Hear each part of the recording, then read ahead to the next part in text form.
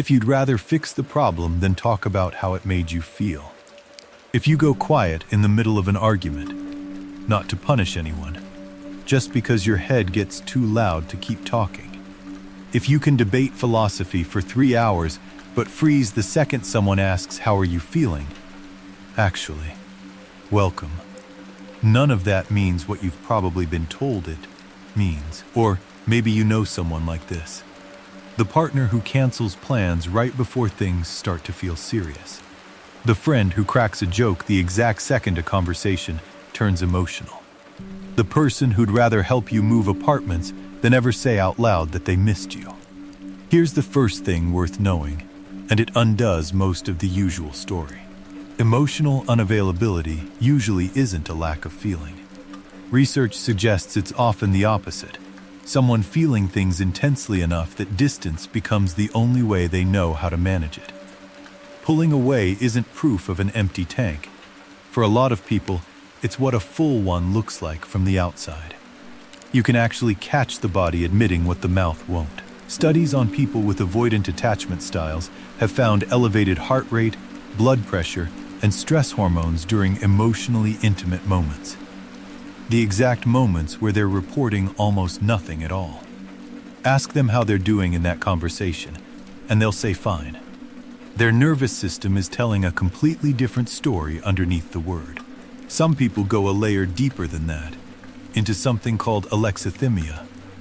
Real difficulty identifying and naming what they're feeling in the first place. This doesn't mean the emotion is missing. It means the feeling shows up before the label does. So it can sit there, wordless, while the person has no idea what to call the thing sitting in their chest. Here's the uncomfortable part, and it's the piece most people get backwards. The psychologist James Gross ran studies on emotional suppression and found something that should change how you read a calm face. People told to hide their emotional expression often looked composed on the outside, while their physiological arousal actually went up, not down.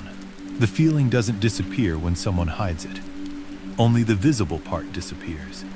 Underneath a steady expression, the body can be working overtime just to keep it that way. So why does someone end up wired like this? Not because of a flaw, but usually because of an old lesson that used to work. Long before language, humans expect emotional responsiveness from the people around them. In a famous experiment, the psychologist Edward Tronick had mothers go completely blank faced with their infants for a couple of minutes. No smiling, no reacting, nothing.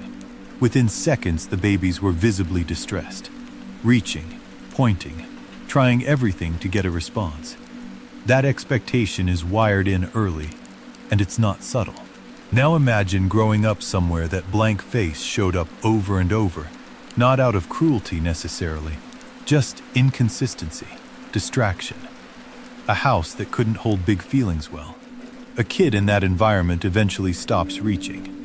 Self-reliance stops being a trait and starts being a strategy. I shouldn't need anyone. Because needing someone once meant reaching into empty air. It worked. It kept the disappointment away. It just never got updated once the danger was gone.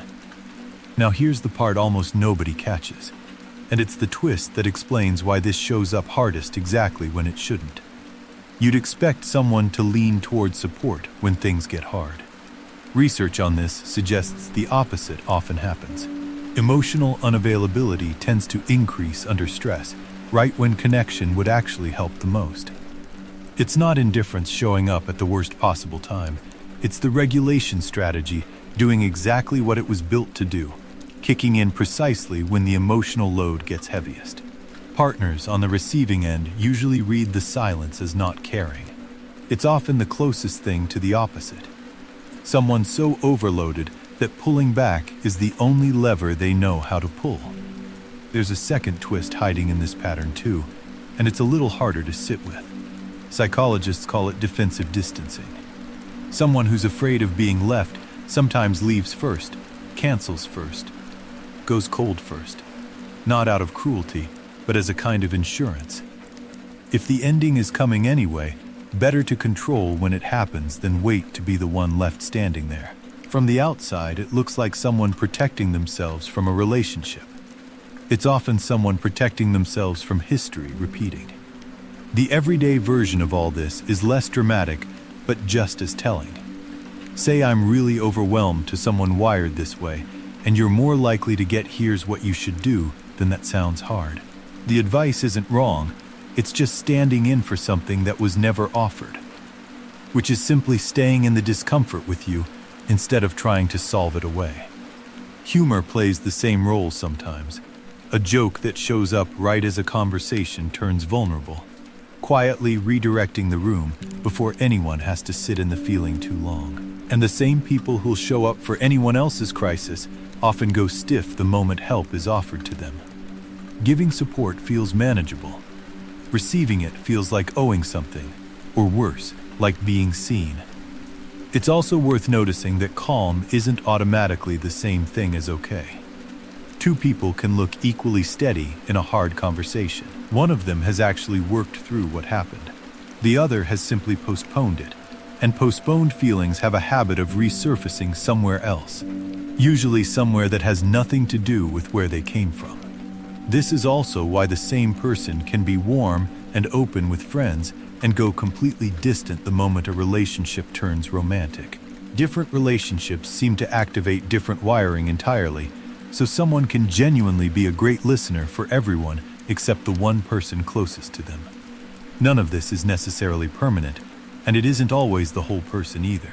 Grief, burnout, a hard season, caregiving exhaustion. These can all make someone temporarily unavailable in ways that have nothing to do with their underlying capacity for closeness. Situational distance and a lifelong pattern can look identical from the outside and mean completely different things. If any of this sounds familiar from the inside, the way back in usually starts smaller than people expect. Psychologists call it emotional granularity, the simple act of naming a feeling more precisely than just bad, disappointed instead of bad, embarrassed instead of bad, lonely instead of bad. Naming it accurately is often the first handle you get on managing it at all. It also helps to notice where the feeling shows up first, because for a lot of people it's the body that reports in before the mind does. A headache, a tight jaw, a stomach that won't settle long before any of it gets translated into words. Attachment isn't fixed for life. Longitudinal research suggests people genuinely do become more emotionally available over time, through relationships that stay steady even when they pull back, through therapy, through slowly collecting enough proof that reaching out doesn't always end in an empty room. The walls usually went up for a real reason. That doesn't mean they have to stay load-bearing forever. Subscribe and watch this video next.